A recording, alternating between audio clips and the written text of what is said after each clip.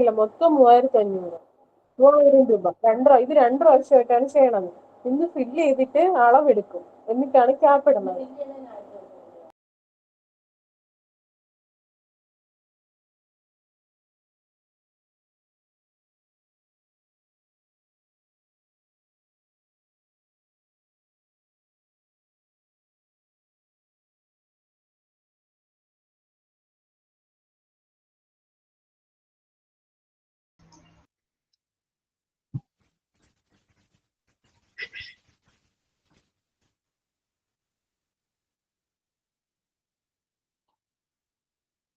Good afternoon all.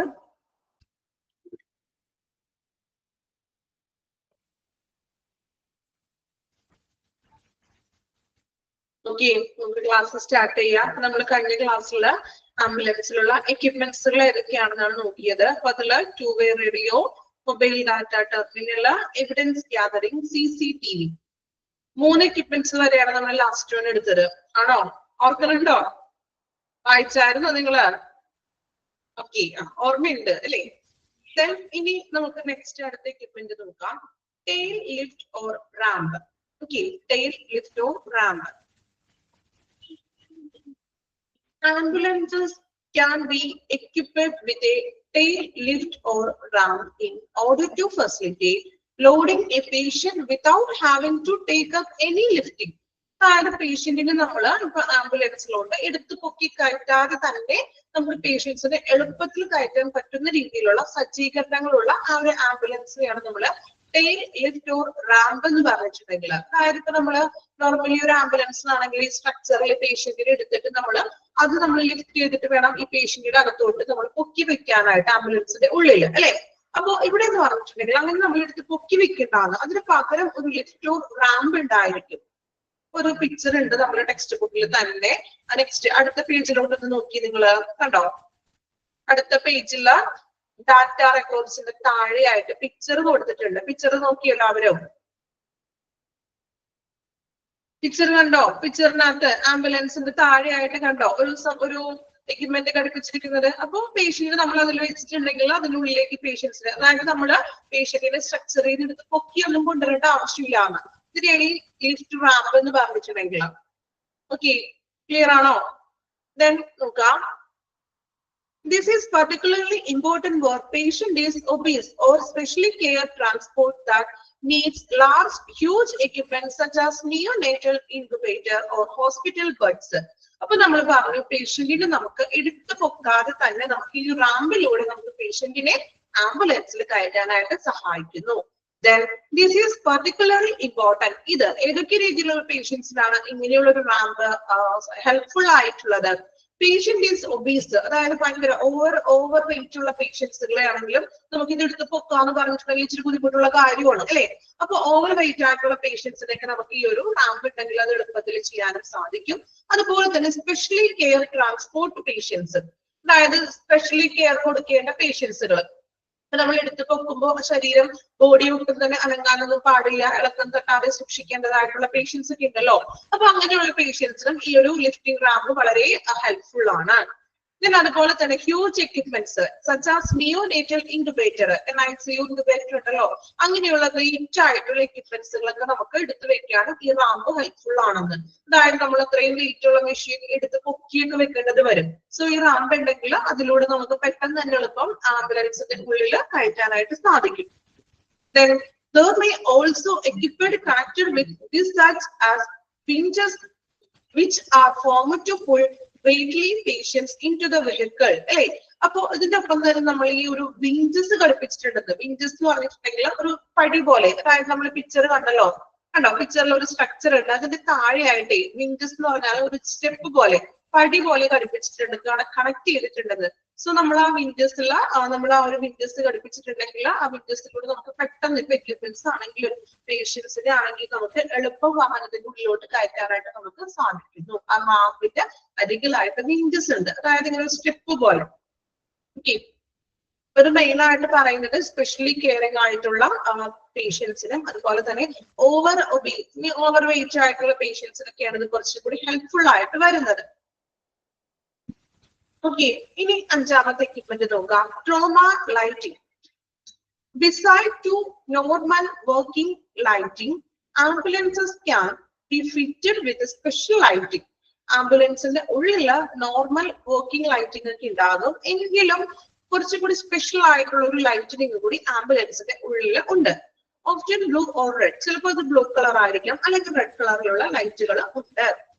which is used to when patient becomes photosensitive. അതായത് ഇപ്പോ നമ്മള് കുഞ്ഞുങ്ങളൊക്കെ ആണെങ്കിൽ നമ്മൾ ചെറിയ സീറോ ബൾബ് ഒക്കെ ഇട്ട് രാത്രി ലൈറ്റില്ല ഇല്ലേ, കുഞ്ഞു കുട്ടികൾക്കൊക്കെ നമ്മൾ എന്ത് ചെയ്യും, ചെറിയൊരു കുഞ്ഞു ലൈറ്റ് ഇടാറുണ്ട്, സീറോ ബൾബ് ഇടാറില്ലേ കുഞ്ഞു കുട്ടികളൊക്കെ ഉണ്ടെങ്കിൽ വീട്ടില് നോർമൽ ഫുള്ള് നമ്മൾ ഫുള്ളിട്ടാണ് കൊടുക്കുന്നത്, അല്ല ഒരു സീറോ ബൾബ് ഒക്കെ ഇടും അല്ലെ.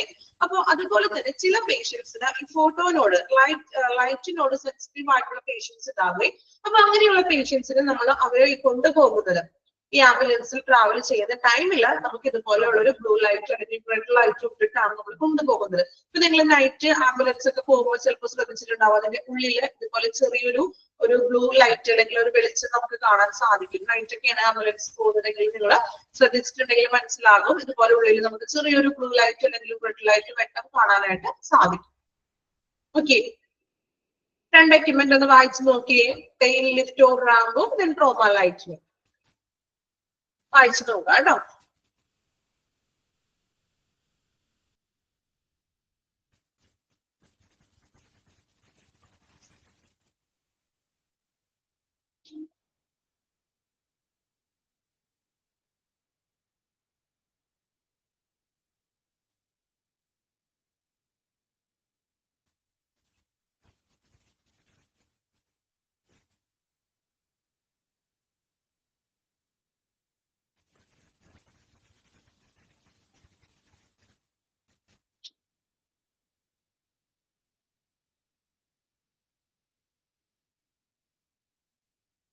വായിച്ചോ? ടെയിൽ ലിഫ്റ്റ് ഓർ റാമ്പും then trauma lighting. The next equipment ആണ് air conditioning. Ambulances are actually equipped with separate air conditioning system to the working area from that which serve the cab. അല്ലെ, ക്യാബിനുള്ളിൽ എന്താണ് air conditioning system ഉണ്ടായിരിക്കും. Then this helps to keep a suitable temperature for any patient being to treated, but many also have an extra features such as filtering against airborne pathogens. അതായത് ആംബുലൻസിന്റെ ഉള്ളിൽ ഒരു air conditioning system ഉണ്ടായിരിക്കും. Then അത് ഒരു suitable ആയിട്ടുള്ള ഒരു temperature ആയിട്ട് അവിടെ എപ്പോഴും അവർ സെറ്റ് ചെയ്ത് വെച്ചിരിക്കുന്നത്. എല്ലാ പേഷ്യൻസിനും ഒരുപോലെ ആപ്റ്റ് ആയിട്ടുള്ള ടെമ്പറേച്ചർ ആയിരിക്കും ഈ എയർ കണ്ടീഷനിൽ സെറ്റ് ചെയ്ത് വെച്ചിരിക്കുന്നത്. Then also have an extra feature എന്ന് പറയുന്നത് such as filtering against airborne pathogens. അതായത് നമ്മള് പുറമേ നിന്നുള്ള പാത്തോജൻസ് എന്ന് പറഞ്ഞിട്ട് രോഗാണുക്കളെ നമ്മള് എന്താ പറയാ ഫിൽട്ടർ ചെയ്യുന്നു. അതായത് പുറമേ നിന്നുള്ള രോഗാണുക്കള് നമുക്ക് അകത്തേക്ക് വരാതിരിക്കാൻ വേണ്ടിയിട്ട് കൂടിയാണ് നമ്മളിവിടെ എയർ കണ്ടീഷനിങ് ചെയ്തിരിക്കുന്നത്. അത് കൃത്യമായിട്ടുള്ള ഒരു സ്യൂട്ടബിൾ ആയിട്ടുള്ള ടെമ്പറേച്ചർ ആയിരിക്കും എപ്പോഴും അത് സെറ്റ് ചെയ്ത് വെച്ചിരിക്കുന്നത്. ഓക്കെ, ക്ലിയർ ആണോ? എയർ കണ്ടീഷനിങ് രോഗാണുക്കൾ അകത്തേക്ക് പ്രവേശിക്കാതിരിക്കാൻ വേണ്ടിയിട്ട് പുറമേ നിന്നുള്ള നമ്മൾ ട്രാവൽ ഒക്കെ ചെയ്യുന്നതാണല്ലോ. അപ്പൊ ഗ്ലാസ് ഒക്കെ ഫുൾ നമ്മൾ കംപ്ലീറ്റ് ക്ലോസ് ചെയ്തിട്ടായിരിക്കും അല്ലെ. ഇപ്പൊ നമ്മള് വണ്ടിയിൽ ഏതെങ്കിലും ഇപ്പൊ കാറിലൊക്കെ പോകണമെങ്കിൽ നമ്മൾ എ സി ഇട്ടിട്ടുണ്ടെങ്കിൽ പിന്നെ ഗ്ലാസ് ഓപ്പൺ ചെയ്യാറുണ്ടോ? ഇല്ല, പുറമേ നിന്നുള്ള അണുക്കൾ കയറും. സോ നമ്മൾ കംപ്ലീറ്റ് ക്ലോസ് ചെയ്തിട്ട് അണുക്കളൊന്നും കയറാത്ത രീതിയിലാണ് നമ്മൾ പേഷ്യൻസിനെ നമ്മൾ ട്രാൻസ്പോർട്ട് ചെയ്യുന്നത്. Next one, data records.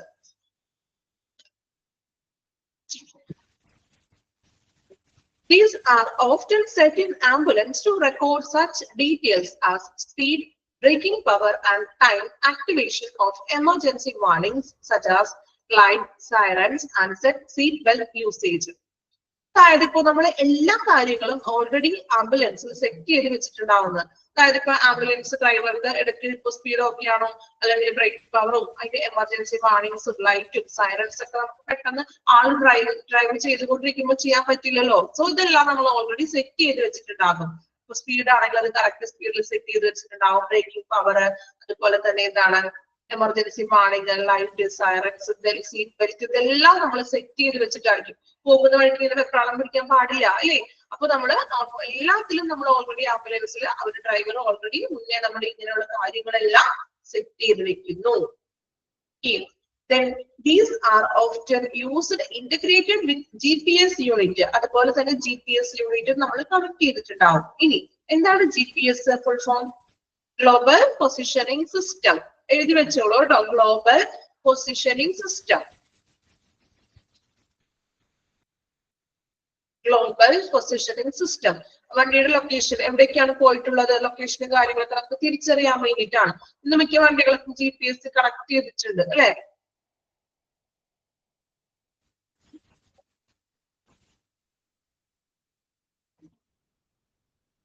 എഴുതി വെച്ചല്ലോ എല്ലാവരും, global positioning system. Okay,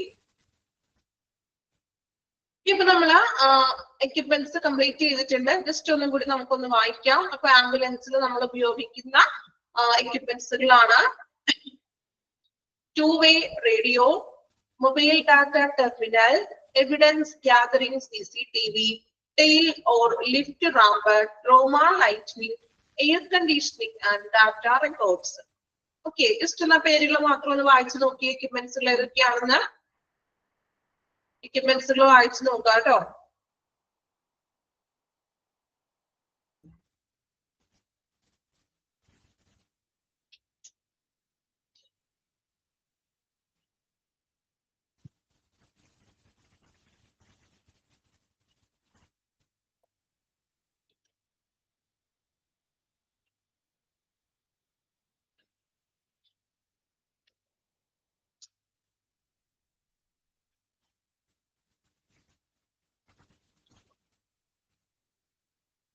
okay എല്ലാവരും. Then next one, passive visuals warning. കുറച്ച് വാർണിംഗ്സുകളാണ് കേട്ടോ, ഇമ്പോർട്ടന്റ് ആണ്, നോക്കി വെക്കണം. അതായത് നമ്മൾ ആംബുലൻസിൽ എമർജൻസി സിംബൽസ് ഉപയോഗിക്കുന്ന കുറച്ച് വിഷ്വൽ വാർണിംഗ്സുകളാണ്. നോക്കാം. ഫസ്റ്റ് വാർണിംഗ്സ് നോക്കിയ പിക്ചർ നോക്കണേ. പിക്ചർ നോക്കിയിട്ട് അത് താഴെ കൊടുത്തിട്ടുണ്ട്, അത് എങ്ങനെയാ ഡിനോട്ട് ചെയ്യുന്നത് കേട്ടോ. എമർജൻസി സിംബൽസുകളാണ്, അത് ഓരോ രാജ്യത്തും വെക്കുന്ന സിംബൽസുകൾ. സ്റ്റാർ ഓഫ് ലൈറ്റ് കണ്ടോ, അതിന്റെ സിംബൽ നോക്കി വെക്കണം കേട്ടോ. Star of life, life. Then red cross കണ്ടോ, റെഡ് ക്രോസ്. നോർമലി നമ്മുടെ ഇന്ത്യയിൽ നമ്മൾ സാധാരണയായിട്ട് ഫസ്റ്റ് രണ്ട് സിംബൽസ് ആയിരിക്കും നിങ്ങൾ കണ്ടിട്ടുണ്ടാവുക, ആണോ? റെഡ് ക്രോസ് കണ്ടിട്ടുണ്ടാകും, അതുപോലെ ചിലപ്പോൾ സ്റ്റാർ ഓഫ് ലൈഫും കണ്ടിട്ടുണ്ട്, ആണോ? ഇത് രണ്ട് റെഡ് ക്രോസ് ആയിരിക്കും കുറച്ചും കൂടി കൂടുതൽ കണ്ടിട്ടുണ്ടാവുക അല്ലെ. അപ്പൊ ഇന്ത്യയിൽ ഈ രണ്ട് സിംബൽസ് ആണ് നമ്മൾ ഉപയോഗിക്കാറ് നോർമലി. മറ്റു രാജ്യങ്ങളിലൊക്കെ നമ്മൾ ഉപയോഗിക്കുന്നതാണ് റെഡ് ക്രസന്റ് കണ്ടോ, ഒരു സി എന്നുള്ള ഒരു ചിഹ്നമാണ് റെഡ് ക്രസന്റും, അതുപോലെ തന്നെ എന്താണ് മാൾട്ടീസ് ക്രോസ്, മാൾട്ടീസ് ക്രോസ്. അത് മറ്റു രാജ്യങ്ങളിലൊക്കെ ആയിരിക്കും കാണുന്നത്. നമ്മൾ നോർമലി നമ്മുടെ ഇന്ത്യയിൽ കാണപ്പെടുന്നത് ഈ രണ്ട് സിംബൽസുകളാണ്, സ്റ്റാർ ഓഫ് ലൈഫും അതുപോലെ എന്താ റെഡ് ക്രോസ്. ഓക്കെ, ക്ലിയർ ആണല്ലോ? ജസ്റ്റ് ഒന്ന് നോക്കാം കേട്ടോ, സിംബൽസ് ഒക്കെ ഒന്ന് നോക്കി.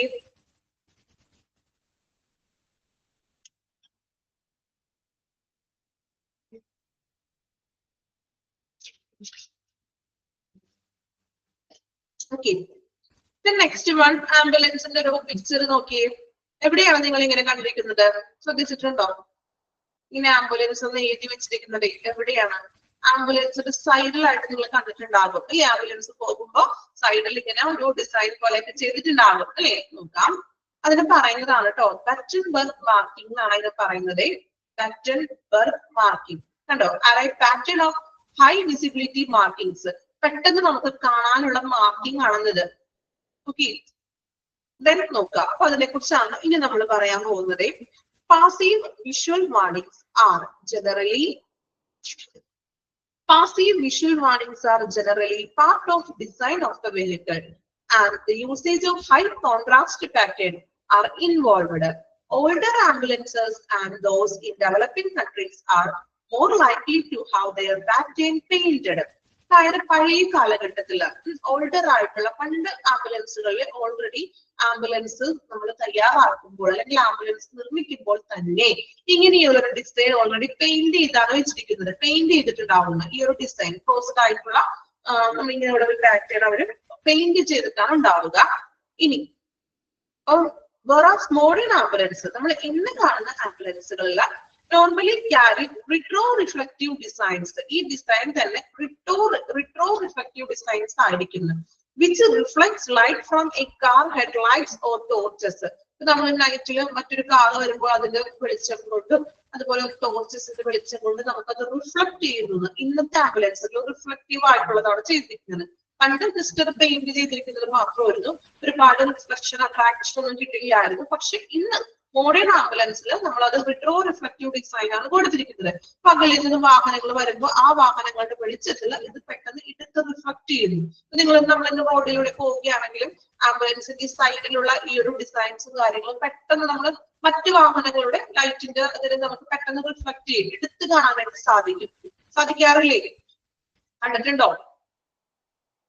ഓക്കെ, കാണാറില്ലേ? നമ്മള് പെട്ടെന്ന് നമുക്ക് എടുത്തറിയാനായിട്ട് സാധിക്കും അല്ലെ?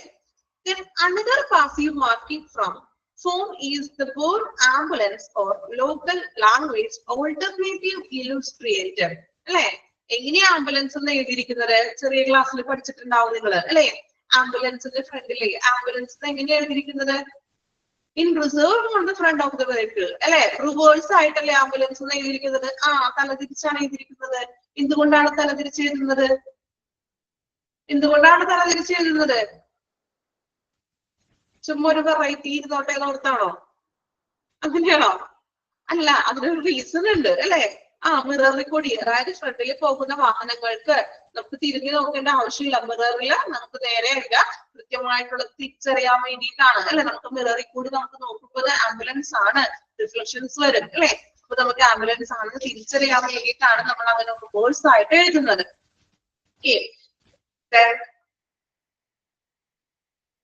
This enables drivers to other vehicles to simplify identify. ഫ്രണ്ടിൽ പോകുന്ന വാഹനങ്ങൾക്ക് മിററിൽ കൂടി നമുക്ക് സിമ്പിൾ ആയിട്ട് ഐഡന്റിഫൈ ചെയ്യാനായിട്ട് സാധിക്കുന്നു. Then they review mirror. The ambulance may display the name of their owner or operator and emergency telephone number for the ambulance service. അതുപോലെ തന്നെ ആംബുലൻസിന്റെ സൈഡിലായിട്ട് ചിലപ്പോൾ ആംബുലൻസിന്റെ ഡ്രൈവറിന്റെ, ഓണറിന്റെ അല്ലെങ്കിൽ ഓപ്പറേറ്ററിന്റെയോ എമർജൻസി നമ്പർ, ടെലിഫോൺ നമ്പർ ഉണ്ടായിരിക്കും. ആംബുലൻസ് സർവീസസ് നമ്മൾക്ക് വിളിക്കാനായിട്ടുള്ള ടെലിഫോൺ നമ്പറും കാര്യങ്ങളും കൊടുത്തിട്ടുണ്ടായിരിക്കും. Okay. Then an ambulance may also have a symbol displayed. അതുപോലെ തന്നെ പല മറ്റ് സിംബൽസുകൾ, ഇതുപോലെ നമ്മൾ പഠിച്ച പോലെ റെഡ് ക്രോസോ അങ്ങനെയുള്ള സിംബൽസുകളും ആംബുലൻസിൽ നമ്മൾ കൊടുത്തിട്ടുണ്ടായിരിക്കും. ഓക്കെ, വായിച്ചു നോക്കാം കേട്ടോ. ആ ഡിസൈൻസിന്റെയും സിംബൽസിന്റെയും കാര്യങ്ങളാണ് പറയുന്നത്. വായിച്ചു നോക്കാം.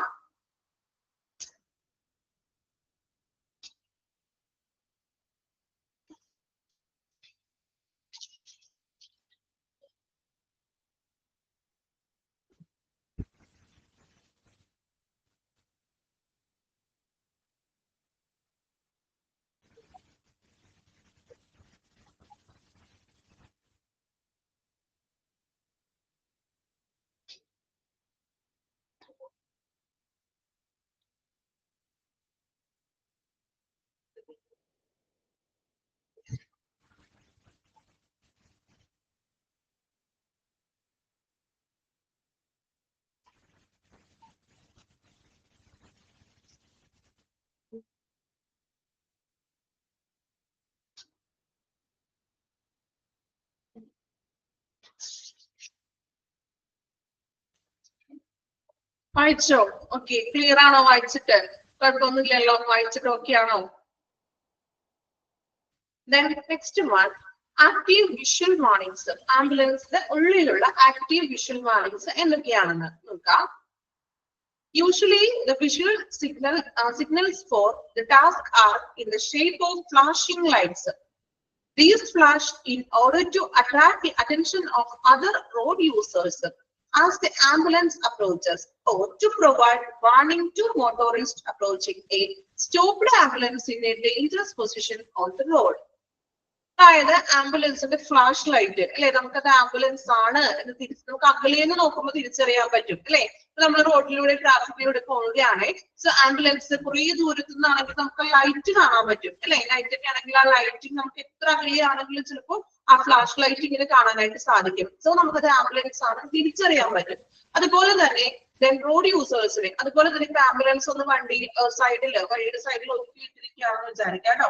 അപ്പൊ അങ്ങനെയാണെങ്കിൽ ഇപ്പൊ സൈഡ് ചേർത്ത് വെച്ചിരിക്കുകയോ അല്ലെങ്കിൽ ഒരു ഡേഞ്ചറസ് പൊസിഷനിലൊക്കെയാണ് നിൽക്കുന്നതെങ്കിലും നമുക്ക് അകലേന്ന് വരുമ്പോൾ തന്നെ ഈ ഒരു ലൈറ്റിംഗ് സിസ്റ്റം ഉണ്ട് അല്ലെ, ഫ്ലാഷ് ലൈറ്റ് ഉണ്ട്. അതുകൊണ്ട് നമുക്ക് സൂക്ഷിച്ചിട്ട് ആംബുലൻസ് അവിടെ നിർത്തിയിട്ടിരിക്കുകയാണ്. സോ അപകടങ്ങൾ നമുക്ക് ഒഴിവാക്കാനായിട്ടും അത് വളരെയധികം സഹായിക്കുന്നു ഈ ഫ്ലാഷിംഗ് ലൈറ്റ്സുകൾ. ഓക്കെ, രണ്ടാമത്തത് common colors for ambulance warning beacons are blue, red, amber. അപ്പോ ഈ വാർണിംഗ് ലൈറ്റ്സുകൾ പ്രധാനമായിട്ടും 3 കളറുകളാണ്. ബ്ലൂ ഉണ്ടാവാം, റെഡ് ഉണ്ടാവാം, ആംബർ എന്ന് പറഞ്ഞൊരു കളർ. ആംബർ എന്ന് പറഞ്ഞിട്ടുണ്ടെങ്കിൽ ഒരു ബ്രൗണിഷ് ആയിട്ടുള്ള ഒരു കളർ. ഈ 3 കളറുകളിലാണ് അല്ലെങ്കിൽ വൈറ്റ്, ഇങ്ങനെയുള്ള കളറുകളിലാണ് കൂടുതലായിട്ടും common colours. However, the colors may differ by country. ഓരോ കൺട്രിയിലും ഡിഫറെന്റ് ആയിട്ടുള്ള കളറുകൾ ആവാമെന്ന്. സെയിം കളർ ആവണമെന്നൊന്നുമില്ല. Then there are several technologies presently used to achieve the flashing effects.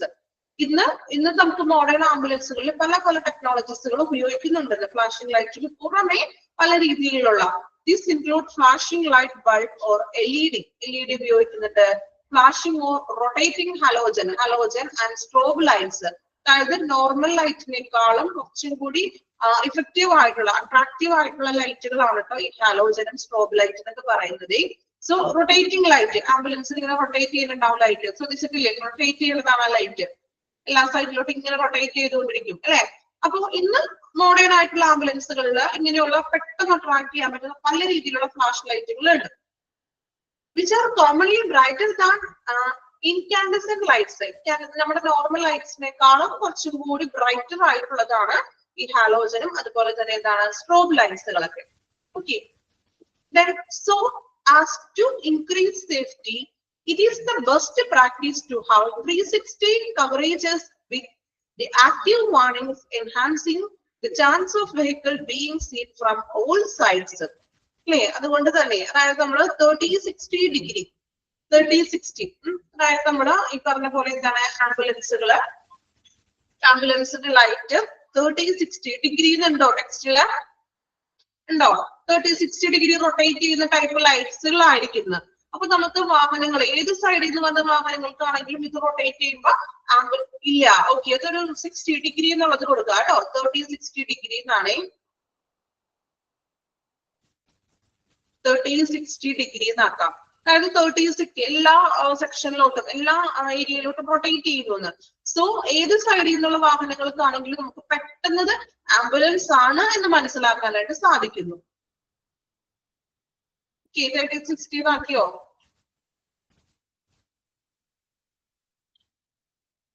ഇത്രയുമാണ് ആക്റ്റീവ് വിഷ്വൽ വാർണിംഗ്സ് എന്ന് പറഞ്ഞാൽ. വിഷ്വൽ ആയിട്ടുള്ളത് നമുക്ക് കാണാനായിട്ട് സാധിക്കുന്ന വിഷ്വൽ വാർണിംഗ്സുകൾ. 360. ഓക്കെ, ഞാൻ പറഞ്ഞത് വേറെ മാറിപ്പോയോ? ഡിഗ്രി എന്നുള്ളതില്ല, അതൊന്ന് ചേർത്ത് വെക്കാം കേട്ടോ. ഇനി ഒന്ന് വായിച്ചു നോക്കാം കേട്ടോ. Active visual warnings.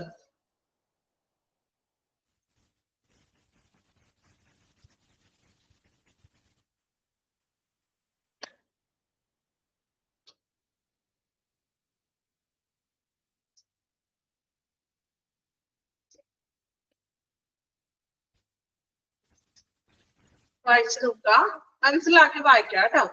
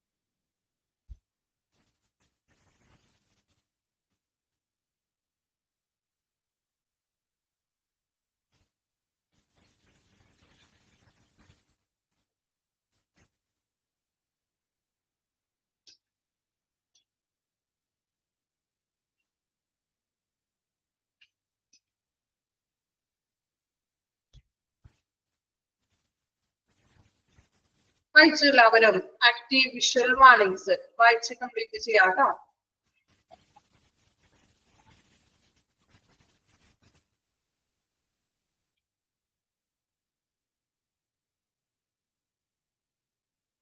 Next one audible warnings. ഇനി നമ്മൾ സൗണ്ട്സുകൾ ഉണ്ടല്ലോ, കേൾക്കുന്ന തരത്തിലുള്ള വാർണിംഗ്സുകൾ എന്തൊക്കെയാണ്?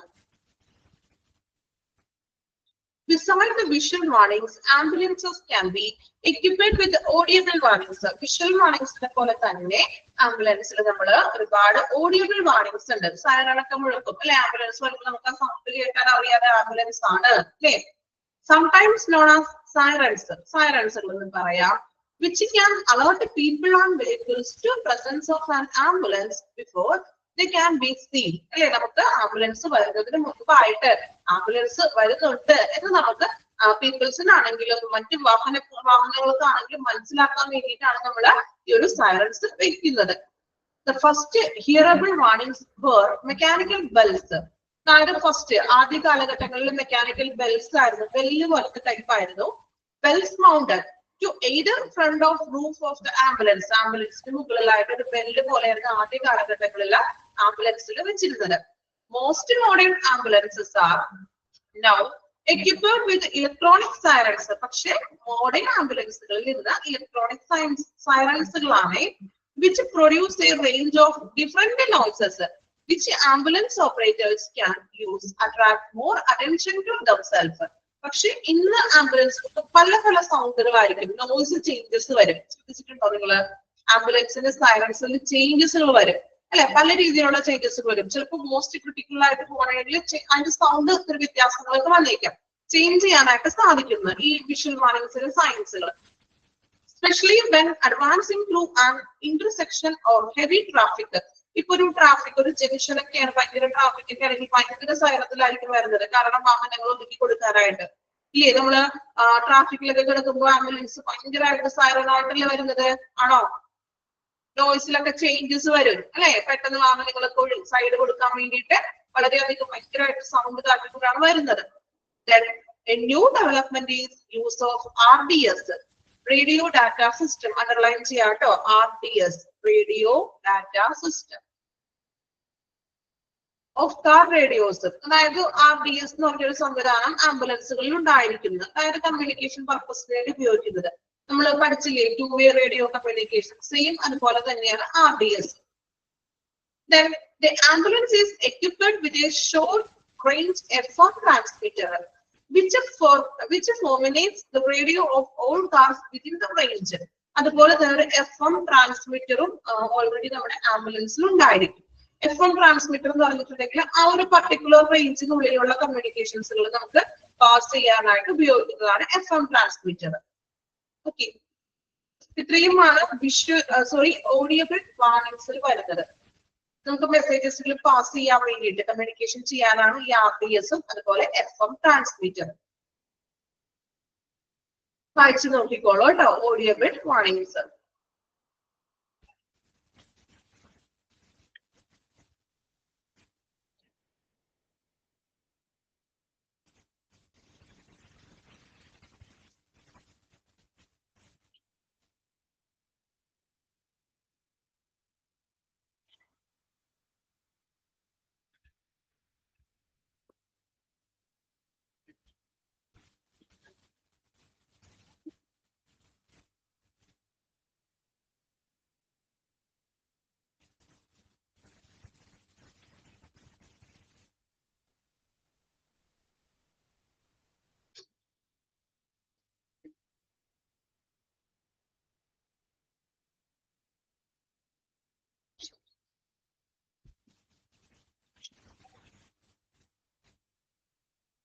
RDS അണ്ടർലൈൻ ചെയ്യാട്ടോ, RDS, radio data system.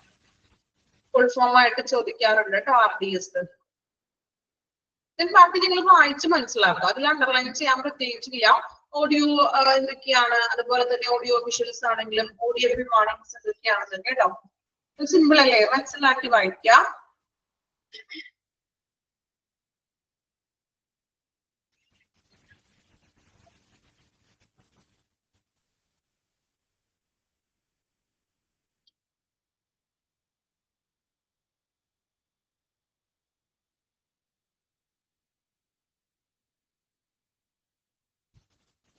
FM transmitter full form ഒന്നും ഇല്ല കേട്ടോ. FM ട്രാൻസ്മിറ്റർ എന്ന് തന്നെയാ പറയാ, കമ്മ്യൂണിക്കേഷന് വേണ്ടിയിട്ട് ഉപയോഗിക്കുന്നതാണ് കേട്ടോ. അങ്ങനെ ഫുൾ ഫോം ആയിട്ട് പഠിക്കേണ്ട FM ട്രാൻസ്മിറ്റർ തന്നെയാണ് കേട്ടോ, കമ്മ്യൂണിക്കേഷന് വേണ്ടിയിട്ട് ഉപയോഗിക്കുന്നുണ്ട്.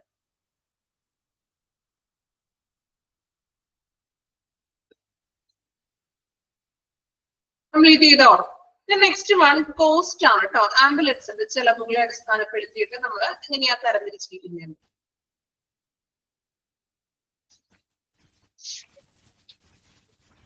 The ambulance ride cost can be paid from several sources. ആംബുലൻസിന്റെ ചിലവുകൾ പല സ്രോതസ്സുകളിൽ നിന്നാണ് നമ്മൾ അടയ്ക്കുന്നത്. And this will relay the local situations or kind of service being provided by whom and to whom. അതായത് നമ്മള് സേവനങ്ങളെ പ്രാദേശിക സാഹചര്യത്തെയോ സേവനങ്ങളെയൊക്കെ ആശ്രയിച്ചിരിക്കും. അത് ആർക്കാണ് എങ്ങനെയാണെന്നുള്ളതാണ്, കോസ്റ്റുകളാണ്. അപ്പൊ മെയിൻ ആയിട്ട് നമ്മള് ആംബുലൻസിന് തന്നെ 4 ചെലവുകൾ, അതിന്റെ കോസ്റ്റിനെ അടിസ്ഥാനപ്പെടുത്തിയിട്ടുള്ള അതിന്റെ സേവനങ്ങൾ നമ്മൾ 4 ആയിട്ടാണ് പഠിക്കുന്നത്.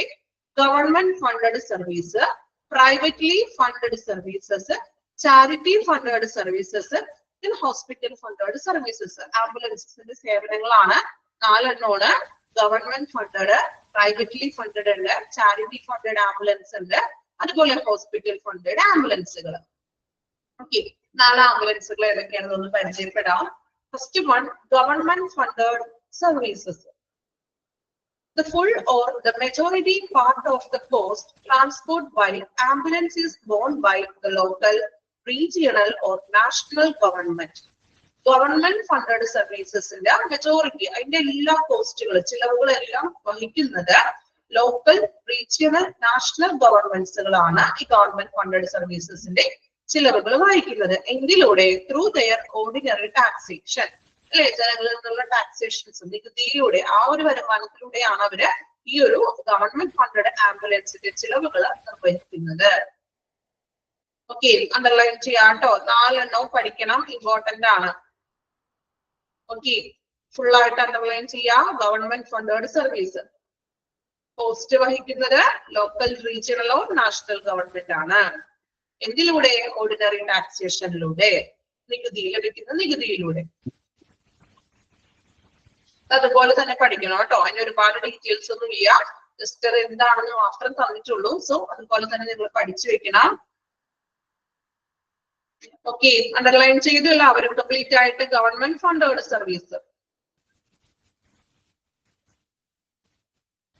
ദെൻ രണ്ടാമത്തത് privately funded service. Privately funded നോക്കാം. Cost of ambulance transport should be by themselves or through their insurance company. Private funded service എന്ന് പറഞ്ഞിട്ടുണ്ടെങ്കിൽ നമ്മൾ തന്നെ പേഷ്യന്റ് തന്നെ പേയ്മെന്റ്സ് ഒക്കെ കൊടുക്കേണ്ടതായിട്ട് ഒരു ആംബുലൻസ് വിളിക്കുകയാണെങ്കിൽ നമ്മൾ പ്രൈവറ്റ് ആണല്ലോ, സോ നമ്മൾ പേയ്മെന്റ് നമ്മൾ തന്നെ കൊടുക്കണം. അതുപോലെ അല്ലെങ്കിൽ ഇപ്പൊ ഇൻഷുറൻസ് ഒക്കെ ഉള്ള ആളുകളാണെങ്കിൽ ഇൻഷുറൻസ് കമ്പനിയാണ് ആംബുലൻസിന്റെ കൂടി ക്യാഷ് ഡീൽ ചെയ്യുന്നത്. ഓക്കെ, ഇതാണ് പ്രൈവറ്റ് ഫണ്ടഡ്. പേഷ്യന്റ് തന്നെ കോസ്റ്റ് ചെലവാക്കേണ്ട വരും. അതുപോലെ തന്നെ ഇപ്പോ ഇൻഷുറൻസ് ഒക്കെ ഉണ്ടെങ്കിൽ ഇൻഷുറൻസ് കമ്പനി ആയിരിക്കും അത് ചിലവാക്കുന്നത്. അണ്ടർലൈൻ ചെയ്യാട്ടോ, പ്രൈവറ്റ്ലി ഫണ്ടഡ് സർവീസ്.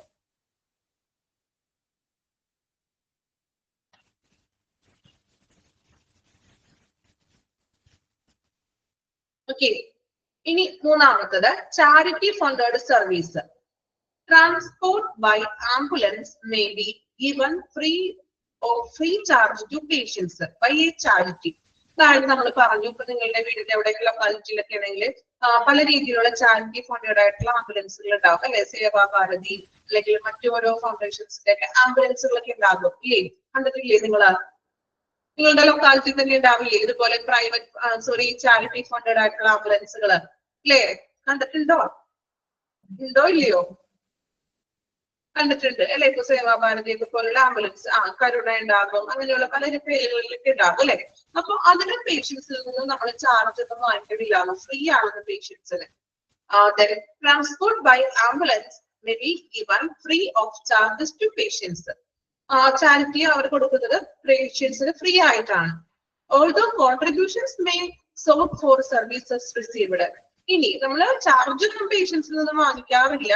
ഇനി മേ ബി എന്തെങ്കിലും കോൺട്രിബ്യൂഷൻസ് ഉണ്ടെങ്കിൽ നമ്മൾ അത് വാങ്ങിക്കാറുണ്ടെന്ന്. കോൺട്രിബ്യൂഷൻസ് ഉദ്ദേശിക്കുന്നത് അത് ക്യാഷ് ആയിട്ടുള്ള കോൺട്രിബ്യൂഷൻസ് മാത്രമല്ല, നമ്മള് ഇപ്പോ പേഷ്യൻസ് ഉപയോഗിച്ചിട്ടുള്ള വസ്തുക്കൾ, ചിലപ്പോൾ അവർ മരണപ്പെട്ടു പോയി കഴിഞ്ഞാൽ അവർ ഉപയോഗിച്ചിട്ടുള്ള വസ്തുക്കൾ മറ്റൊരാൾക്ക് വേണ്ടി കൊടുക്കാനായിട്ട് പറ്റുമെങ്കിൽ അങ്ങനെയുള്ള വസ്തുക്കളൊക്കെ കോൺട്രിബ്യൂട്ട് ചെയ്യാം. എക്സാമ്പിൾ പറയുകയാണെങ്കിൽ നമുക്കിപ്പോ ഒരു കിടപ്പ് രോഗികൾക്ക് വേണ്ടിയിട്ടുള്ള വാട്ടർ ബെഡ് ഉണ്ടല്ലോ, അതുപോലുള്ള നല്ല എക്യുപ്മെന്റ്സ് നമുക്ക് വീണ്ടും ഒരാൾക്ക് കൂടി ഉപയോഗിക്കാം എന്നുള്ള രീതിയിലുള്ള എക്യുപ്മെന്റ്സുകളൊക്കെ ഉണ്ടെങ്കിൽ അതൊക്കെ നമുക്ക് എന്ത് ചെയ്യാം, കോൺട്രിബ്യൂട്ട് ചെയ്യാവുന്ന. അല്ലാതെ നമ്മൾ പൈസ ആയിട്ടല്ല വാങ്ങിക്കുന്നത്. സേവനങ്ങൾക്ക് നമ്മൾ ക്യാഷ് ആയിട്ട് വാങ്ങിക്കുന്നില്ല, അല്ലാതെ മറ്റു വസ്തുക്കളായിട്ട് എന്തെങ്കിലും കോൺട്രിബ്യൂഷൻസ് ചെയ്യാം. Okay. The last one, hospital funded service. Hospital may provide the ambulance transport free of charges on the condition the patient use hospital service, which they may have to pay for. Hospital funded service എന്ന് പറഞ്ഞിട്ടുണ്ടെങ്കിൽ ambulance transport free of charge ആണെന്ന്. ഹോസ്പിറ്റലിൽ നിന്നുള്ള ആംബുലൻസിൽ നമുക്ക് free ആണ്. എന്തുകൊണ്ടാണ് free ആണെന്ന് പറയുന്നത്? On the condition that patient use the hospital service. ഇപ്പൊ ഓൾറെഡി ഒരു 2 വീക്സോടെ അഡ്മിറ്റ് ആയിട്ടുള്ള ഒരു പേഷ്യന്റ് ആണെന്ന് വിചാരിക്കാം. ദെൻ ആ പേഷ്യന്റ് 2 ആഴ്ചയോളം അവിടെ അഡ്മിറ്റഡ് ആയിരുന്നു. ദെൻ ആള് മരണപ്പെട്ടു. അപ്പൊ മരണപ്പെട്ട് കഴിയുമ്പോൾ ഈ ഹോസ്പിറ്റലിൽ നിന്ന് തന്നെ ഒരു ആംബുലൻസ് ആളുടെ ബോഡി വീട്ടിലേക്ക് എത്തിക്കാനായിട്ട് ആംബുലൻസ് വിടുന്നു. അപ്പൊ ഈ ബോഡി കൊണ്ടുപോകുന്നതിന് എക്സ്ട്രാ ഫീസ് ഒന്നും നമ്മൾ വാങ്ങിക്കുന്നില്ല എന്ന്. എന്തുകൊണ്ടാണ് വാങ്ങിക്കാത്തത്? ഓൾറെഡി ആള് 2 വീക്സോടെ അഡ്മിറ്റ് ആയപ്പോ തന്നെ നല്ലൊരു എമൗണ്ട് സർവീസ് എടുത്തിട്ടുണ്ട് അല്ലേ? അപ്പൊ അതിനാൽ തന്നെ നമുക്ക് ഇനി ആംബുലൻസ് സർവീസ് കൊടുക്കുകയാണെങ്കിൽ അവരിൽ നിന്നും ഫീസ് വാങ്ങിക്കാറില്ല എന്ന് പറഞ്ഞത് ഓൾറെഡി അവർ എടുത്തിട്ടുണ്ട് അല്ലെ? അവിടെ അത്രയും അഡ്മിറ്റ് ചെയ്ത് ട്രീറ്റ്മെന്റ്സിനായിട്ടുള്ള പൈസയൊക്കെ ക്യാഷ് ഒക്കെ ബില്ലൊക്കെ പേയ്മെന്റ് ചെയ്തിട്ടുണ്ടാകും. സോ അതുകൊണ്ട് നമ്മൾ ആംബുലൻസ് കൊടുക്കുന്ന സേവനത്തിന് സെപ്പറേറ്റ് ചാർജ് ഒന്നും പേഷ്യൻസിൽ നിന്നും ഈടാക്കുന്നില്ല. ക്ലിയർ ആണോ ഹോസ്പിറ്റൽ ഫണ്ടോട് സർവീസ്? ഓക്കെ. അപ്പൊ നമ്മള് കോസ്റ്റിന്റെ അടിസ്ഥാനത്തിൽ 4 ടൈപ്പ് ആംബുലൻസ് സർവീസസ് ആണ് പഠിച്ചത്. First one government funded, then privately funded, charity funded, then hospital funded. Okay. ഒരു പ്രാവശ്യം വായിച്ചു നോക്കുക. വായിക്കുമ്പോൾ അണ്ടർലൈൻ ചെയ്ത് പോണം. 4 ഇമ്പോർട്ടന്റ് ആണ്. ഓക്കെ. വായിക്കുമ്പോൾ അണ്ടർലൈൻ ചെയ്ത് പോയിക്കോളൂ. ഓൾറെഡി അണ്ടർലൈൻ ചെയ്തിട്ടുണ്ടെങ്കിൽ ഇത് ചെയ്യാത്തവരാണെങ്കിൽ നിങ്ങൾ വായിക്കുന്നതിനോടൊപ്പം തന്നെ അത് അണ്ടർലൈൻ ചെയ്ത് പോകുക കേട്ടോ.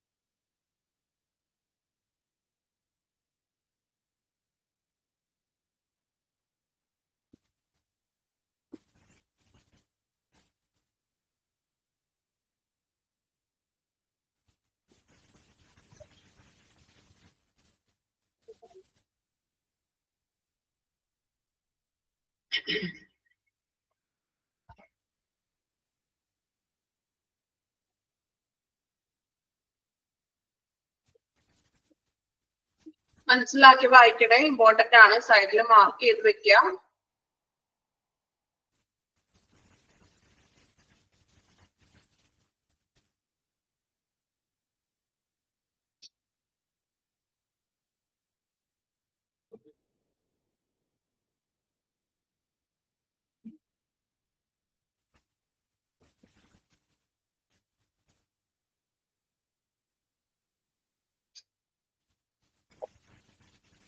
ഓക്കെ. കംപ്ലീറ്റ് ചെയ്തോ കോസ്റ്റ്?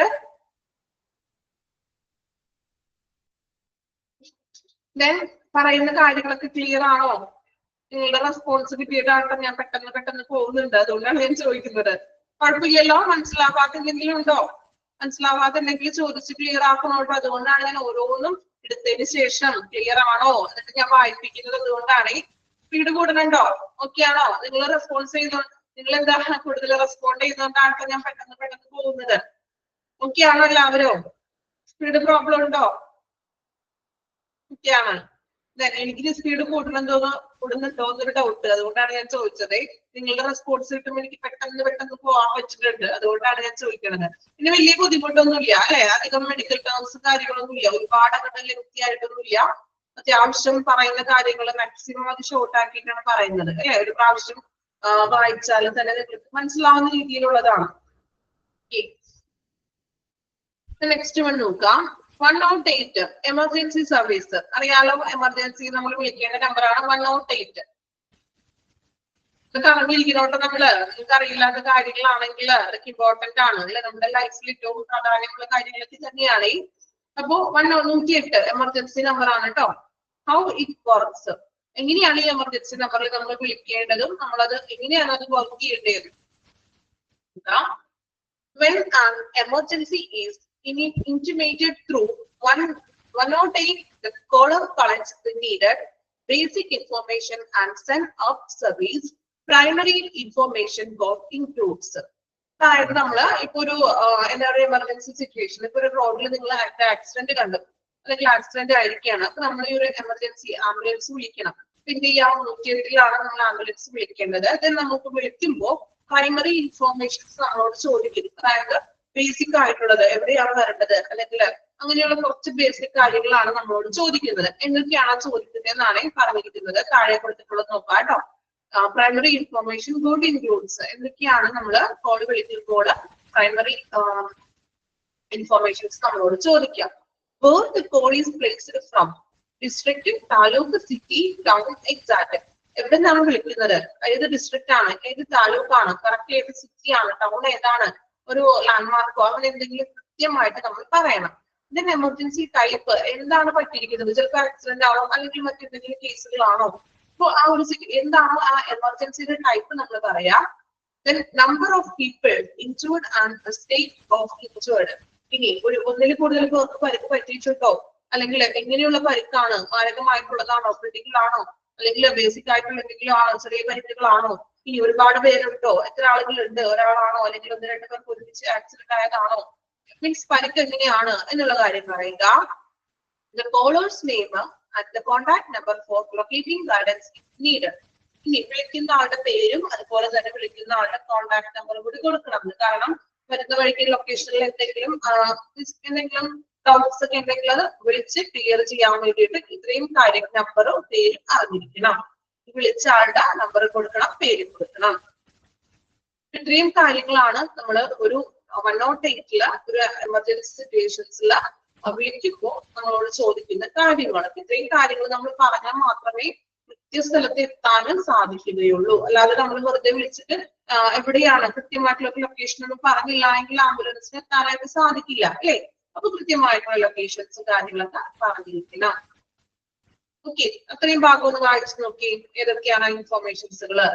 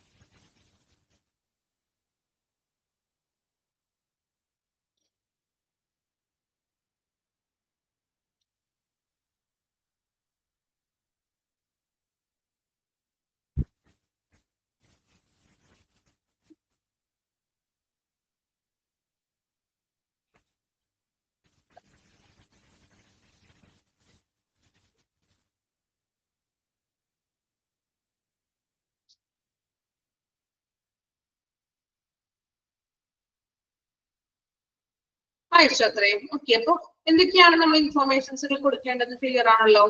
ഇനി നോക്കാം. Emergency help centre through this process is expected to reach the site of the emergency in average of 80 minutes. നമ്മൾ വിളിച്ചു 108 വിളിച്ചു, നമ്മളോട് ഇങ്ങനെ ഇൻഫോർമേഷൻസ് ഒക്കെ ചോദിച്ചു. എവിടെയാണ് പ്ലേസ്, ഡിസ്ട്രിക്ട് ഒക്കെ പറഞ്ഞു, എമർജൻസി ടൈപ്പ് പറഞ്ഞു, എത്ര പീപ്പിൾ ഉണ്ട്, ഇഞ്ചുറി ആണോ എങ്ങനെയാണെന്നുള്ളതൊക്കെ നമ്മൾ പറഞ്ഞു. ദെൻ ഇതിന് ശേഷം ഒരു ആവറേജ് 18 മിനിറ്റ്സ് ആണ് പറയുന്നത്. ഒരു 18 മിനിറ്റ്സിനുള്ളിൽ ആ സ്പോട്ടിൽ ആംബുലൻസ് എത്തിയിരിക്കും. Pre hospital care will be given to patients who are transported to the nearest hospital. Ambulance ഒരു 18 മിനിറ്റിനുള്ളിൽ എത്തും. അതുപോലെ തന്നെ നിയറസ്റ്റ് ഹോസ്പിറ്റൽ ഏതാണോ അവിടേക്ക് പേഷ്യന്റ് നമ്മൾ എത്തിക്കുന്നു. The service is generally free to patients. ഈ സർവീസ് പേഷ്യൻസിന് ഫ്രീ ആണ്. ഇതിന് വേറെ ചാർജ് ഒന്നും എടുക്കുന്നില്ല. 108 is generally by the EMRI underline ചെയ്യാട്ടോ. Across more than 10 states in India. EMRI യുടെ full form നോക്കുക. Emergency management and research institute ആണ് ഈ ഒരു 108 എന്നുള്ള ഒരു നമ്പർ ഫോം ചെയ്തിരിക്കുന്നത്. Across more than 10 States in India. ഇന്ത്യയിലും അതുപോലെയുള്ള 10 രാജ്യങ്ങളിലും ഈ ഒരു സെയിം എമർജൻസി നമ്പർ തന്നെയാണ് യൂസ് ചെയ്യുന്നത്. അത് കൊണ്ടുവന്നത് EMRI ആണ്. EMRI അണ്ടർലൈൻ ചെയ്യുക. എക്സാമിന് ചോദിച്ചിട്ടുള്ള ക്വസ്റ്റ്യൻ ആണ്. Emergency management and research institute. Emergency management and research institute. Okay. During an emergency situation, knowing what to do might save someone's life. അല്ലെ, ഒരു എമർജൻസി സിറ്റുവേഷൻസിൽ എന്ത് ചെയ്യണം എന്ന് നമ്മൾ അറിഞ്ഞിരിക്കണമെന്ന്. അത് ഒരു വ്യക്തിയുടെ ലൈഫിനെ നമുക്ക് രക്ഷിക്കാനായിട്ട് സാധിക്കുന്നുണ്ട്. ഇപ്പൊ ഒരു 108 അറിയില്ല, ഈ ഒരു നമ്പർ അറിയില്ല, നമ്മുടെ കൺമുൻപിൽ ഒരു ആക്സിഡന്റ് നടന്നിരിക്കുകയാണ്, അപ്പൊ ആരുമില്ല ഒരു ഹെൽപ്പിന്, നമ്മൾ ഈ നമ്പർ നമ്മൾ അറിഞ്ഞിരിക്കണം. അങ്ങനെയാണെങ്കിൽ നമുക്ക് അവിടെ ഹെൽപ്പ് ചെയ്യാനായിട്ട് സാധിക്കും. അല്ലെ, പെട്ടെന്ന് തന്നെ ആംബുലൻസ് വിളിക്കാം, അങ്ങനെയുള്ള കാര്യങ്ങൾ. സോ നമ്മൾ പറയുന്നതെല്ലാം അറിഞ്ഞിരിക്കണമെന്നാണ്. Here are few tips on what you should tell emergency dispatcher while calling for an ambulance. നമ്മൾ ഇനി ഒരു ആംബുലൻസിൽ ഒരു ആക്സിഡന്റ് ഇപ്പോൾ നടക്കുകയാണെന്ന് വിചാരിക്കുക. നമ്മളുടെ കൺമുൻപിൽ ഒരു ആക്സിഡന്റ് കണ്ടു.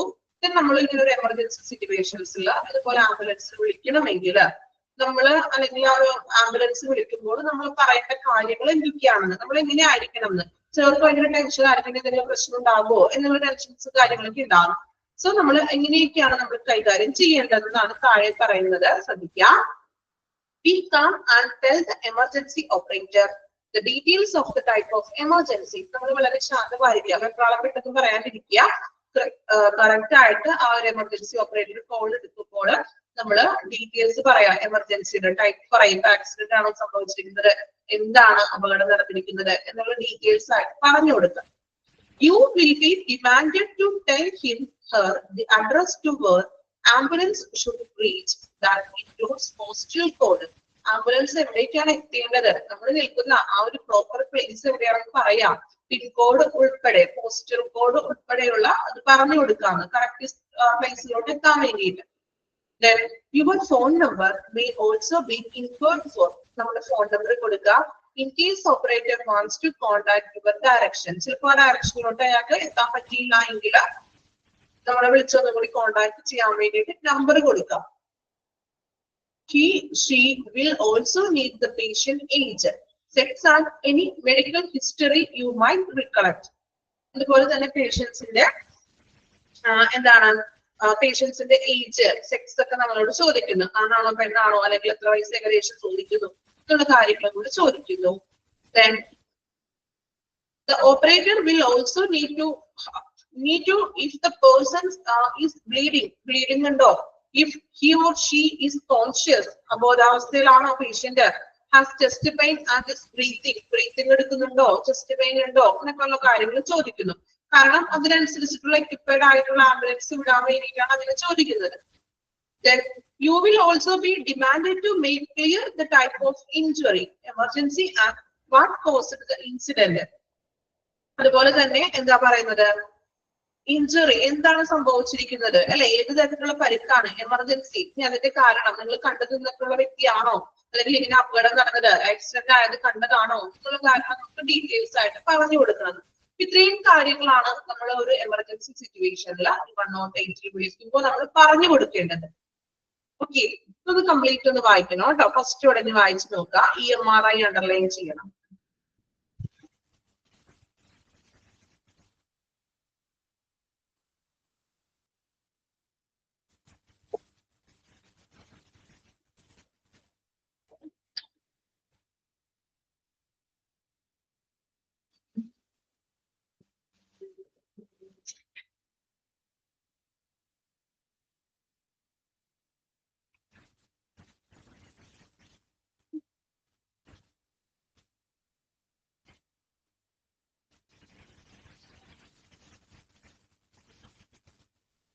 മനസ്സിലാക്കി വായിക്കാം കേട്ടോ. ഇതിന് ഇമ്പോർട്ടന്റ് ആയിട്ടുള്ള EMRI അണ്ടർലൈൻ ചെയ്യണം. ഇതിന് എന്തൊക്കെയാണ് നമ്മൾ അറിഞ്ഞിരിക്കേണ്ട ഇൻഫോർമേഷൻസ് ആയിട്ടുള്ള കാര്യങ്ങള്. ഓക്കെ,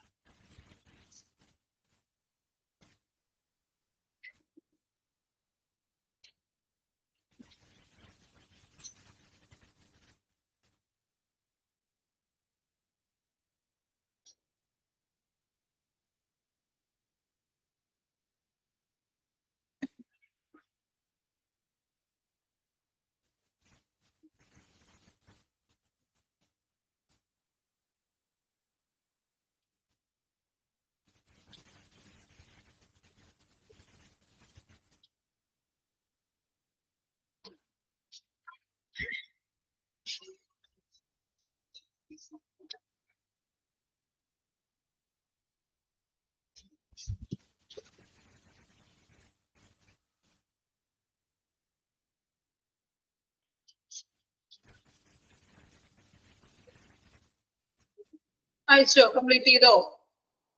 അപ്പോ 108 എന്നുള്ള നമ്പർ ആരും മറക്കരുതും. ഏതെങ്കിലും എമർജൻസി സിറ്റുവേഷനിൽ നമുക്ക് ഒരു ജീവനെങ്കിലും രക്ഷിക്കാൻ പറ്റുമെങ്കിൽ അല്ലെ, ഏറ്റവും നല്ലൊരു കാര്യമാണ് അത്. സോ അറിഞ്ഞിരിക്കുക, 108 ആണ് എമർജൻസി നമ്പർ. ഓക്കെ, നിങ്ങൾക്ക് മുന്നിൽ എന്തെങ്കിലും അങ്ങനെ ഒരു സാഹചര്യം ഉണ്ടാവുകയാണെങ്കിൽ, സിറ്റുവേഷൻ ഉണ്ടാകുന്നെങ്കിൽ തീർച്ചയായിട്ടും നിങ്ങൾ എമർജൻസി വിളിക്കുക. ഓക്കെ, വിളിക്കില്ല എല്ലാവരും. നമ്മളിത് പഠിക്കുകയാണ് ഇപ്പോ. കൂടുതലായിട്ട് നിങ്ങൾക്ക് ചിലപ്പോൾ ഇതിക്ക് മുമ്പ് അറിയില്ലായിരിക്കും ഇങ്ങനെയൊക്കെയാണ് അല്ലെ. ഓക്കെ, 100%. ഓക്കെ, നമ്മൾ കൂടുതലായിട്ട് പഠിക്കുമ്പോൾ, ഇപ്പൊ ഞാൻ ആംബുലൻസ് നമ്മൾ പഠിപ്പിച്ചപ്പോ പറഞ്ഞു, നിങ്ങൾ പഠിച്ചതിന് ശേഷം ഡിഫറെന്റ് ടൈപ്പ് ആംബുലൻസ് ഒക്കെ പോകുമ്പോൾ ശ്രദ്ധിക്കാറുണ്ടെന്ന് പറഞ്ഞു. ശ്രദ്ധിക്കാറില്ലേ? Patient transport, advanced life support ഒക്കെ നമ്മൾ നോക്കാറുണ്ട്. മുമ്പ് നിങ്ങൾ വലിയ കാര്യം ആംബുലൻസ് നമ്മൾ നോക്കാറുണ്ടെങ്കിലും ഇങ്ങനെ എഴുതിയിരിക്കുന്ന കാര്യങ്ങളൊന്നും നമ്മൾ നോക്കാറുണ്ടായിരുന്നില്ല. ഇപ്പൊ ശ്രദ്ധിക്കാറുണ്ട്. ശ്രദ്ധിക്കുമ്പോൾ നമ്മൾ പഠിച്ച കാര്യങ്ങളൊക്കെ ഒന്ന് മനസ്സിലാക്കാനെങ്കിലും പറ്റുന്നില്ലേ? ഇപ്പൊ പേഷ്യന്റ് ട്രാൻസ്പോർട്ട് ആണ്, ഇപ്പൊ വലിയ കുഴപ്പമില്ല, ട്രാൻസ്പോർട്ട് കൊണ്ടുപോകണയാണ് അല്ലെ, മറ്റേ ഹോസ്പിറ്റലിലോട്ട് കൊണ്ടുപോകണയാണ്. ഇനി അഡ്വാൻസ്ഡ് ആണെങ്കിലോ കുറച്ച് ക്രിട്ടിക്കൽ ആണ് അല്ലെ എന്നൊക്കെ നമുക്ക് മനസ്സിലാക്കാൻ പറ്റും. നമ്മൾ ഈ പഠിച്ചതിന് ശേഷം നിങ്ങൾക്ക് അങ്ങനെ ഒരുപാട് എന്താ പറയാ ജനറൽ ആയിട്ടുള്ള കാര്യങ്ങൾ നമുക്ക് വേറെ കുറെ നിങ്ങൾക്ക് അറിയാൻ പറ്റിയിട്ടുണ്ട് ഇല്ലേ? ആണോ? ഓക്കെ, അപ്പോ നമ്മള് 108 വരെയാണ് എടുത്തിരിക്കുന്നത്. ഇനി അടുത്തത് പറയുന്നത് ക്രൂവിങ്ങിനെ കുറിച്ചിട്ടാണ്. ആംബുലൻസിലെ ക്രൂവിംഗ് മെമ്പേഴ്സിനെ കുറിച്ചാണ് നെക്സ്റ്റ് പറയുന്നത്. അതൊരു പോയിന്റ്സുകൾ അധികം ഉണ്ട്, നമുക്ക് അടുത്ത ക്ലാസ്സിൽ എടുക്കാം. മതിയോ?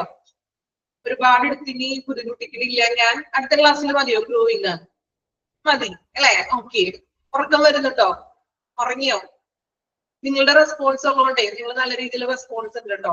റെസ്പോൺസ് ഉണ്ടെങ്കിൽ നമുക്കും എടുക്കുമ്പോ ഒരു എന്താ പറയാ, നിങ്ങൾ ഭയങ്കര മൂഡ് ഓഫ് ആയിട്ടിരിക്കാം, ഉറങ്ങനെയാണോ, അല്ലെങ്കിൽ നിങ്ങൾ കാണുന്നില്ല അല്ലെ, ഫോൺ വെച്ചിട്ട് പല ആളുകളും ഉറങ്ങിയിരിക്കാം, അല്ലെങ്കിൽ പല പല പണികളിൽ ഏർപ്പെട്ടിരിക്കുന്നവരുണ്ടാകാം. സോ നിങ്ങളുടെ റെസ്പോൺസ് ഉണ്ടെങ്കിൽ നമുക്ക് നല്ല രീതിയിൽ ആക്റ്റീവായിട്ട് നമുക്ക് ക്ലാസ്, അല്ലെങ്കിൽ നമ്മൾ ടീച്ചർ മാത്രം ഇങ്ങനെ പറഞ്ഞുകൊണ്ടിരിക്കുകയാണ്, നിങ്ങളുടെ റെസ്പോൺസ് ലെവൽ എന്തായിരിക്കും അവസ്ഥ? സോ നിങ്ങളുടെ നല്ല റെസ്പോൺസ് ഉണ്ട്, അപ്പോ നല്ല കുട്ടികളാണ് കേട്ടോ. റെസ്പോൺസ് ഉള്ളത് കൊണ്ടാണ് എനിക്കും പെട്ടെന്ന് അതുകൊണ്ടാണ് ഞാൻ ചോദിച്ചത് സ്പീഡ് കൂടുതലുണ്ടോ. കാരണം ഞാൻ പെട്ടെന്ന് പോർഷൻസ് ഇങ്ങനെ മൂവ് ചെയ്യുന്നുണ്ട്, എനിക്കൊരു ഫീൽ ചെയ്യുന്നുണ്ട് മൂവ് ചെയ്യുന്നുണ്ടെന്ന്. അതുകൊണ്ടാണ് ഞാൻ ചോദിച്ചത്, ബുദ്ധിമുട്ടുണ്ടോ? കുഴപ്പമൊന്നുമില്ലല്ലോ.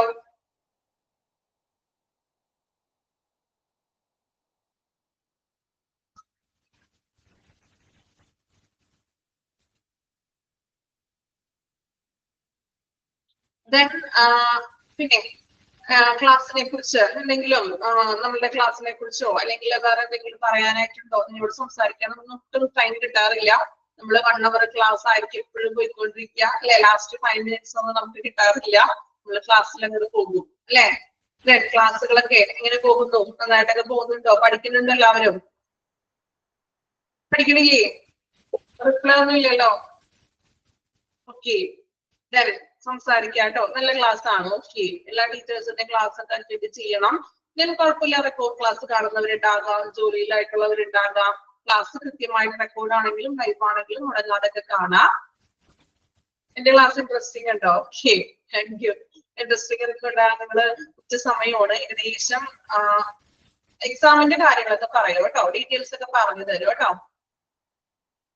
സെക്കൻഡ് മൊഡ്യൂൾ ഇത്തിരി സൂപ്പർ ഫാസ്റ്റ് ആണോ? എല്ലാ ടീച്ചേഴ്സും അങ്ങനെയാണോ, അല്ലെങ്കിൽ ഞാൻ മാത്രമാണോ? സൂപ്പർ ഫാസ്റ്റ് ആണോ? എല്ലാ ടീച്ചേഴ്സും സൂപ്പർ ഫാസ്റ്റ് ആണോ? വലിയ അതായത് നമ്മൾ എല്ലാവരും അങ്ങനെ തന്നെയാണ്. മാക്സിമം എല്ലാ ടീച്ചേഴ്സും ഒന്നോ രണ്ടോ, ഒന്നല്ല 2 പ്രാവശ്യം 3 പ്രാവശ്യം റിപ്പീറ്റ് ചെയ്യാറുണ്ട്. ഓരോ പോയിന്റ്സ് റിപ്പീറ്റ് ചെയ്ത് തരാറുണ്ട്. പെട്ടെന്ന് ഓടിച്ചെടുത്തെടുത്ത് പോകുന്നുണ്ടോ? റിപ്പീറ്റ് ഉണ്ട് അല്ലേ? ഓക്കെ. ദെൻ എന്റെ ക്ലാസ്സിലാണെങ്കിൽ ഞാൻ വായിപ്പിച്ചിട്ട് നിങ്ങളെ ഞാൻ അടുത്ത സെക്ഷൻ എടുക്കാറുള്ളൂ. അങ്ങനെയല്ലേ? നിങ്ങൾക്ക് മാത്രമല്ല കേട്ടോ, ഞാൻ എടുക്കുന്ന എല്ലാ ബാച്ചിലും ഞാൻ എടുത്തതിന് ശേഷം വായിപ്പിക്കും, എന്നിട്ട് ഞാൻ അടുത്തതിനകത്ത് പോകാറുള്ളൂ. കാരണം ഡൗട്ട് വെച്ച് പഠിക്കാൻ പാടില്ല. ഓക്കെ, ഇച്ചിരി സൂപ്പർ ഫാസ്റ്റിലൊക്കെ പോണം. കാരണം ഫസ്റ്റ് സെക്കൻഡ് മോഡ്യൂൾസ് പോലെയല്ല തേർഡ് ഫോർത്ത് എന്ന് പറഞ്ഞിട്ടുണ്ടെങ്കിൽ കുറച്ച് ലെങ്തി ചാപ്റ്റേഴ്സുകളാണ്. ഇതുപോലെ സിമ്പിൾ ആയിട്ട് പഠിക്കാൻ ഇച്ചിരി ബുദ്ധിമുട്ടുള്ള കാര്യങ്ങളാണ്. കുറച്ച് ലെങ്തി ചാപ്റ്റേഴ്സ് ഒക്കെ വരുന്നുണ്ട്. കുഴപ്പമൊന്നുമില്ല, നമുക്ക് എത്ര പാടാണെങ്കിലും നമ്മൾ പഠിച്ചെടുക്കും. ക്ലാസ് ഒക്കെ സൂപ്പർ ആണ്. ഓക്കെ, അപ്പൊ നിങ്ങളും പഠിക്കാൻ്റെ ഒപ്പം ഇത്രയും ഫെസിലിറ്റികൾ നമ്മൾ നിങ്ങൾക്ക് വേണ്ടി ചെയ്തിട്ടുണ്ടെങ്കിൽ നിങ്ങളുടെയും സപ്പോർട്ട് ആവശ്യമാണ്. ഓക്കെ, അപ്പൊ നെക്സ്റ്റ് ക്ലാസ്സിൽ നമുക്ക് ക്രൂവിനെ കുറിച്ച് പഠിക്കാം കേട്ടോ. Okay, thank you all.